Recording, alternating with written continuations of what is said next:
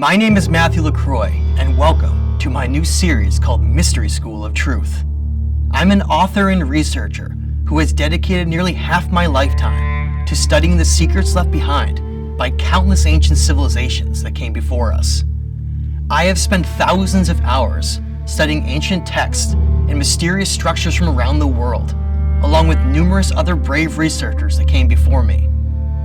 My goal in this series is objectively piecing together the evidence left behind by ancient civilizations and archaic mystery schools to bring back the wisdom of the past in order to understand who we are and what our place is in the universe. Throughout the course of this series, we will cover a wide range of topics, from human origin stories, megalithic structures, and cyclical Earth catastrophes, to ancient tablets and sky gods, delving deep into the evidence to seek the truth.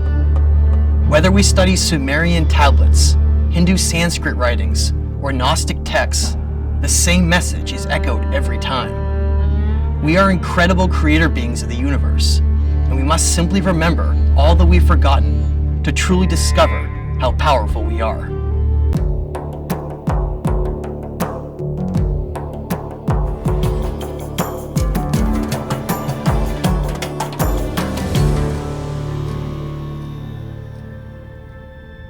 In this episode, we're going to start from the very beginning, discussing the human origin story and the sky gods that led to our creation.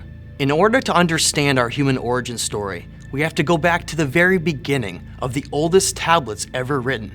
In order to understand that story, we have to know a little bit of history first. In 1849, the archaeologist named Austin Henry Layard discovered the ancient city of Nineveh in modern-day Iraq, in the area known as Mosul today. In that region, he uncovered the greatest library ever amassed in history, known as the Royal Ashurbanipal Library. In this library, he discovered over 30,000 cuneiform tablets, changing our entire understanding of history and pushing back our narrative by thousands of years. He uncovered famous ancient tablets, such as the Atrahasis, Myth of Adapa, and Epic of Gilgamesh.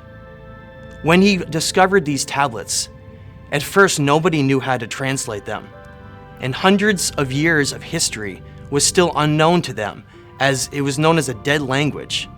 The Sumerian civilization had written down incredible origin stories that were simply unknown because it was a language that had died out more than 1,000 years before.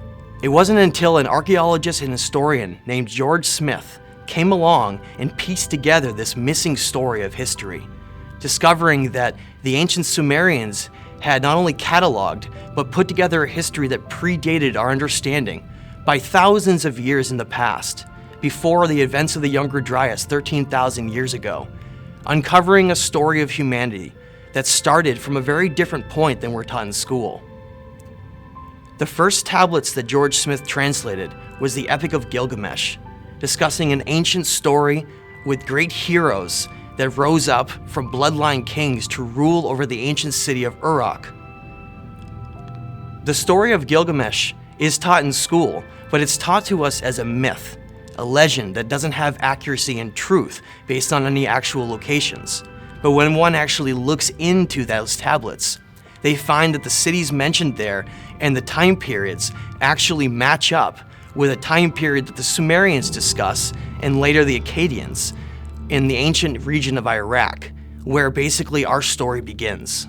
In Iraq, in the ancient city of Nineveh, there was a great king and ruler known as Ashurbanipal, who instead of other kings and other rulers like we've been taught about throughout history, who just ruled through empire building and war, Ashurbanipal was a high priest who valued wisdom to the highest degree. During his time period, roughly 3,000 to 4,000 years ago, he discovered the importance of these cuneiform tablets and immediately recognized their significance. In his stories that he wrote down, describing them, he discussed how they were the most important evidence from history to understand the human origin story and what occurred long ago. And he wrote about how, even at his time period, they greatly predated him by thousands of years.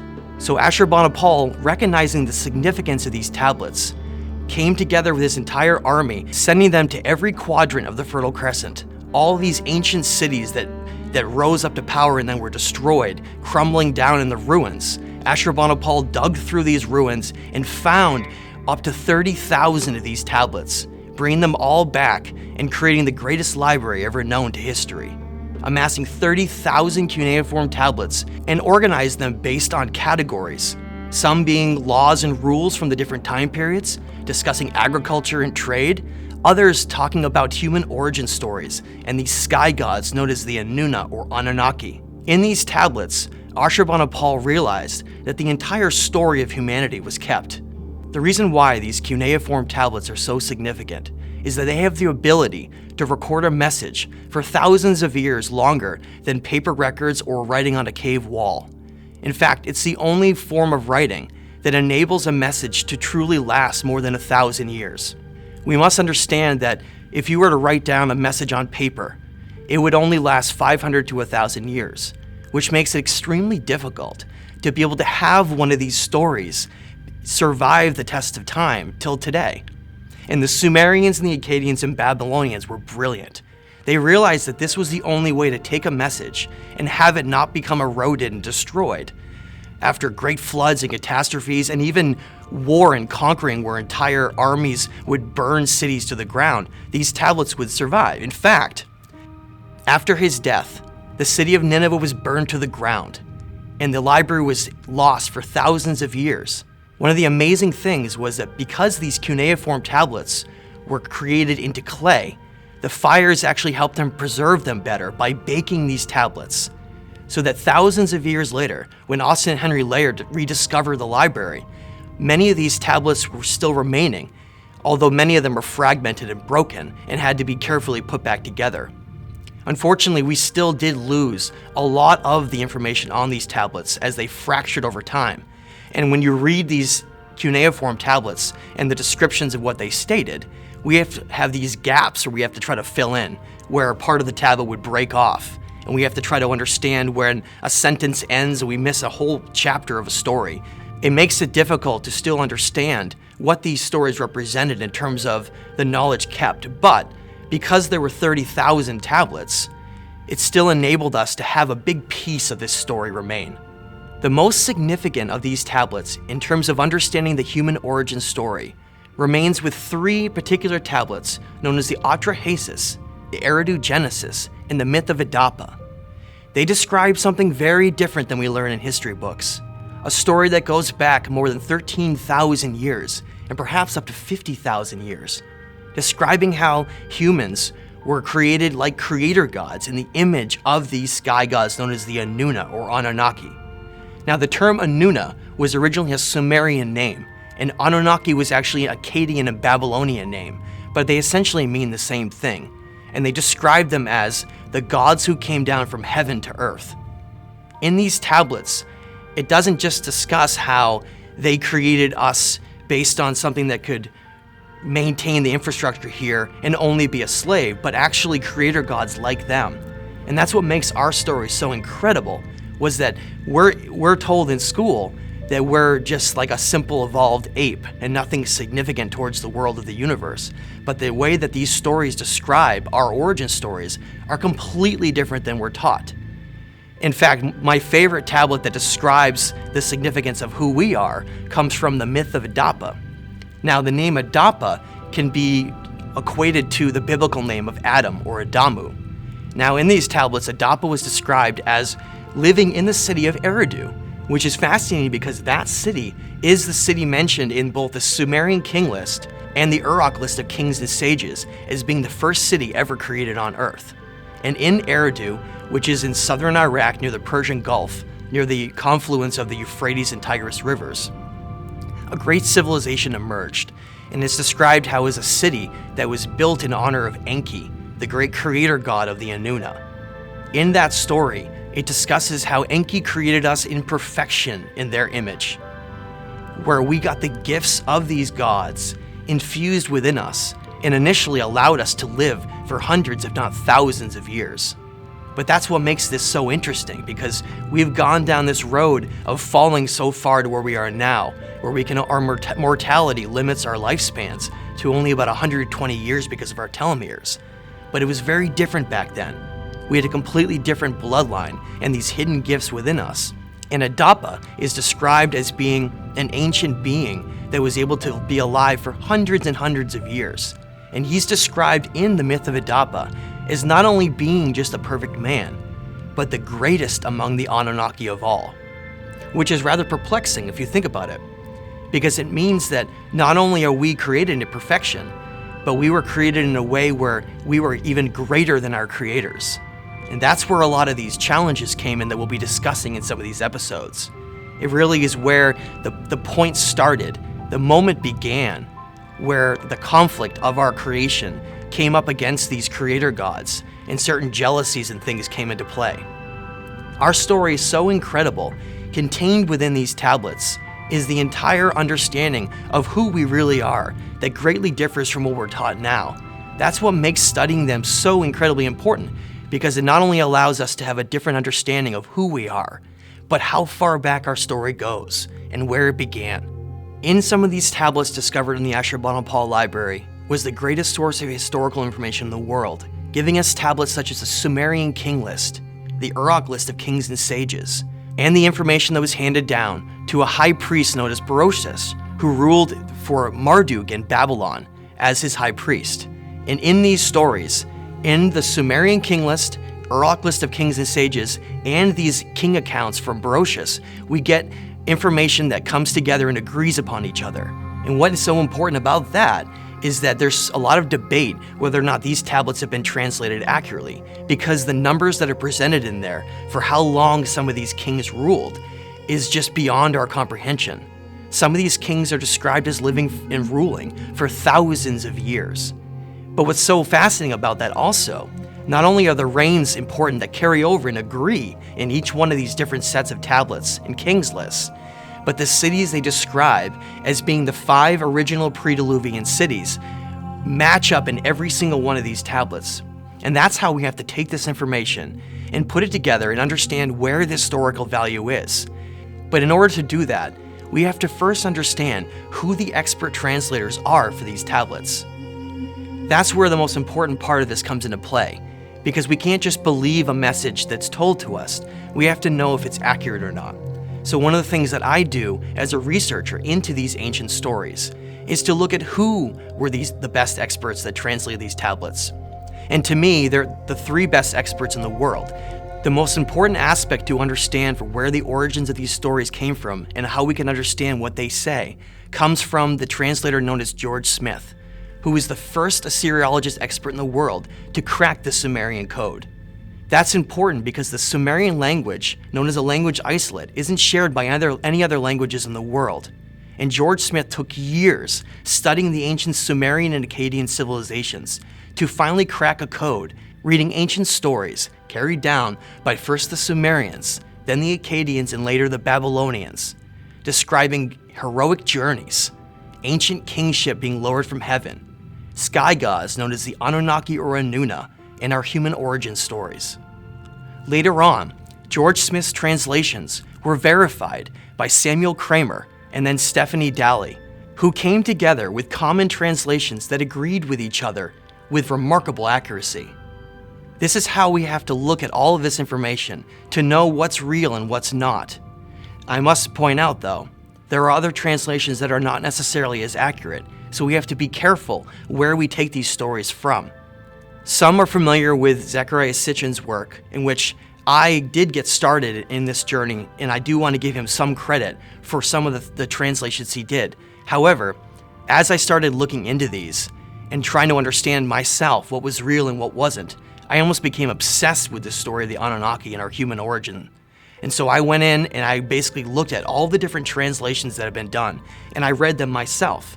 And a lot of them didn't necessarily agree with everything that Zecharia Sitchin said. But I do want to give him credit for starting this entire conversation, because without his books, I don't think that we would have progressed to the point we're at now. But in order to understand that, I went a slightly different direction, focusing mostly on George Smith, Samuel Kramer, and Stephanie Dalley's translations. Those translations agree in a remarkable way, telling us a completely different story than we're taught in school. The most famous book that George Smith wrote was known as the Chaldean account of Genesis, and in that book, he described the most important of these tablets, providing translations, but also something that others did not. Unfortunately, a lot of this information that was kept in these cuneiform tablets was later discussed by academia in the later 1980s and 90s as being just myths and legends. However, George Smith, being in the late 1800s, 1875, when he first translated the Epic of Gilgamesh, he looked at these in a completely different lens.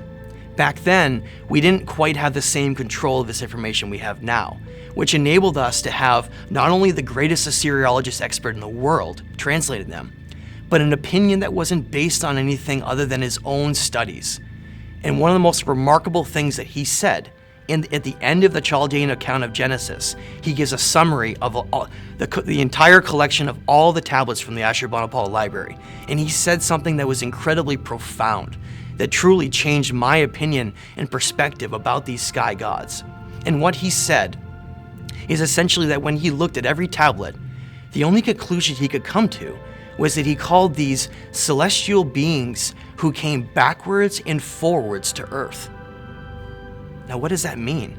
It's almost a bizarre thing to say, backwards and forwards to Earth. And the more I studied and thought about this, the more I realized that it must be talking about different time periods in Earth history. Why do we know that? We know that because of several important tablets known as the Enuma Elish and the 7 tablets of creation. They describe these events that occurred early in Earth's history. In those tablets, it describes the early creation story of Earth and the celestial bombardment of different planets, and the original planet name of something that existed nearby or even for Earth, it's unknown, known as Tiamat, in which a great catastrophe occurred in that planet. What's remarkable about those stories, it describes how these Enuna gods, with the great hero known as Marduk leading them, somehow were involved in those planets and the creation of the planet of Earth and the involvement of whatever Tiamat was. That's the only trouble with this, is we don't really know if Tiamat was actually Earth or was a different planet that was destroyed to become Earth. Either way, what's fascinating about that is that it means that these Enuna gods were somehow involved in Earth history over 1 billion years ago. That's fascinating to discover, because it means that George Smith, in describing how they came backwards and forwards to time, means that they were here more than 1 billion years ago, somehow laying the seeds to create a planet with prolific life that would later have humans come to exist here, but then would disappear to history. For millions and millions of years, we had this time period where we had gigantic dinosaurs roaming the planet, and then they were destroyed by some kind of a cosmic event. And then later, the human creation story comes into play. But where were they in all that time? Millions of years went by and they were gone, and then all of a sudden they reappear again with the human origin story. I think that's what George Smith was talking about when he says that they came backwards and forwards to time. But the real question is, why would they have come backwards to do something long ago? I think it gets more complicated than just looking at it in a linear way. Imagine you are a set of creator gods who are tasked with creating a human species in perfection. But in order to do that, you have to have a planet that can sustain and support life here. Perhaps that wasn't possible unless they intervened somehow long before.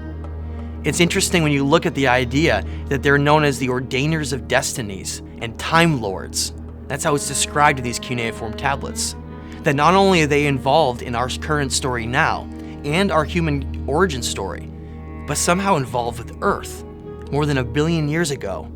And to me, that means that they're part of this entire story, and there's a certain probable future that needed to happen. That's fascinating to look at, because it means that these Enuna gods are far more than just extraterrestrials that came from some place in the universe.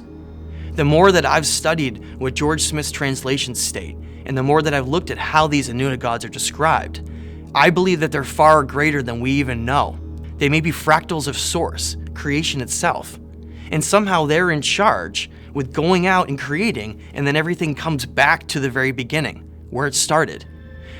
But that's where this war in heaven began, because some of these creator gods, these Anunna gods, broke certain rules, violating what's known as the boundaries of creation. And we see that in the Book of Enoch, in the Book of the Giants, discussing how some of these Agigi gods or watchers descended down to Mount Hermon in the land of Canaan, and were involved with mating with human women and somehow giving rise to these gigantic beings known as the Nephilim. Now that's important to understand, because when we look at the Sumerian King List and the Uruk list of kings and sages, as well as the king list provided by Berosus from Babylon, we find these peculiar ages of how long these beings lived for.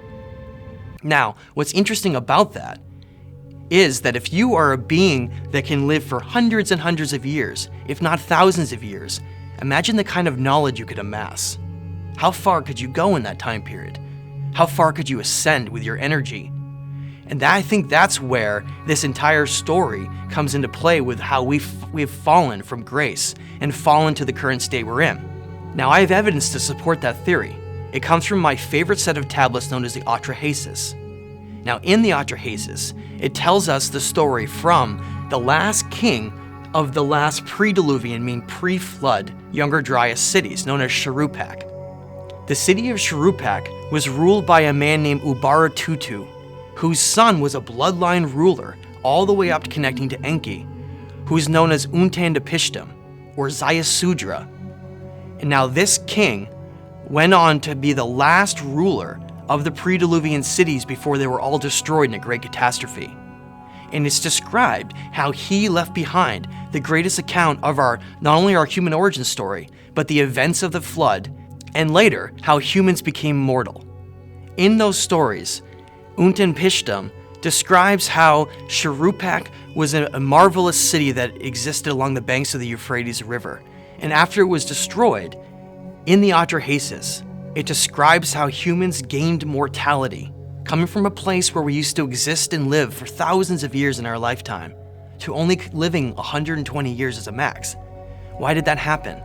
We know that's significant because there's a particular passage in the Atrahasis that has baffled researchers for hundreds of years, and it's something that I've pondered over and over and over again. And I think it links and connects the entire story. And what it says, there's a particular passage in the Atrahasis that states, "Enki, where you went, you were to undo the chain and set us free." Now, what chain are they talking about? Now, some have suggested that this is a DNA chain, a link to us, them tampering with our DNA to make us live less. Perhaps. But maybe it's something even deeper. Now, think about what it first says, "Enki, where you went." Where did Enki go? When you look at these tablets, especially the legend of Etana, it describes how these Anunna gods that are not physical, they're mostly corporeal, but they can take physical form. They exist in a realm that's beyond our understanding. And it describes how Enki was told or even tricked in order to rule in what's known as the underworld. Now, if we were to look at Earth and the existence that we're in here, we exist in what's known as the third dimensional realm of reality. But there's so much more that exists around us. There's higher dimensions and lower dimensions, also considered densities, where information is more understood in a higher level the higher your dimensions go, and it's more about an awareness and an existence in a higher state. So Enki's described as becoming a ruler of the underworld, but not just a ruler, the positive being to rule the underworld. Now, if we understand the law of correspondence, these hermetic rules that go into describing how reality is governed, we have to understand that there's these rules, these constants, that fundamentally are part of the entire universe. Things like duality and polarity, but also this understanding of balance. Now, it's interesting because Enki supposedly is described as being the positive counterpoint to another Anunna god known as Nergal. Why is that important? Because Nergal is supposed to be the war god, and he's supposed to play this certain role of being this negative being that influences our reality. And if you do that, the only way to have balance is to have a positive counterpoint for that. That's the role that Enki assumed in the underworld, to play both a positive and a negative role alongside Nergal. Now, the reason that's important, let's get back to the phrase I mentioned, the Atrahasis. Where you went, you were to undo the chain and set us free. Gets right back to what I just mentioned. Where did he go? He went to the underworld to be the god of the underworld. Later on, he was demonized by religion to be called Satan or Lucifer. But it goes deeper. We must understand that he went in the underworld to be a god there to rule. But why? I think it gets into incarnation and human mortality.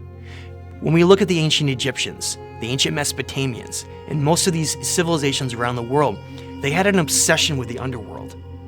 They would build tombs, and we look at the Osirian in Egypt. We find these massive sarcophagus that are just single stones with nothing inside them. There's no physical body present there. So then why were they created? Some of the theories are that this was a rejuvenation chamber, or simply a way to travel into the underworld and come back as an immortal being. But I think that's where the story gets really interesting. Because again, where you went, you were to undo the chain and set us free. I think that freedom has to do with how the Anunna gods, because they created us to toil in this world, okay? That's why the Atrahasis is so important, because it provides all these different pieces to understand both why we are created and the reasons why Enki went into the underworld and why that quote matters. Now, I want to explain that quote and then we can go backwards a little bit to understand the human origin story. If these gods are somehow related to our karma here, and somehow our creation in terms of their involvement then binds them to us, by setting them free, it means that we replace them and take up the role as the mortal beings of this realm. So when by Enki going into the underworld to set them free, I believe it had to do with establishing and creating an incarnation system here, which some would say has trapped us in this reality where we exist lifetime after lifetime, having to come back and do this over and over and over again. But here's the trick. By not allowing us to have a lifetime that can exist for thousands of years, it means that we can't accumulate enough knowledge to be able to ascend out of the incarnation system, essentially trapping us here. If we can only live 120 years, how much can we ascend in that time, especially with constant conflicts created here? Division to force us to exist in a reality where we're battling so many different things. How are we able to ascend like the ancients have talked about all around the world? Where if we're able to follow these set rules in this life where we can become balanced and reach these higher states, if we're able to reach a high enough state, we can break out of that incarnation cycle. We don't have to come back. But that's the trick. Can you do it in only 120 years?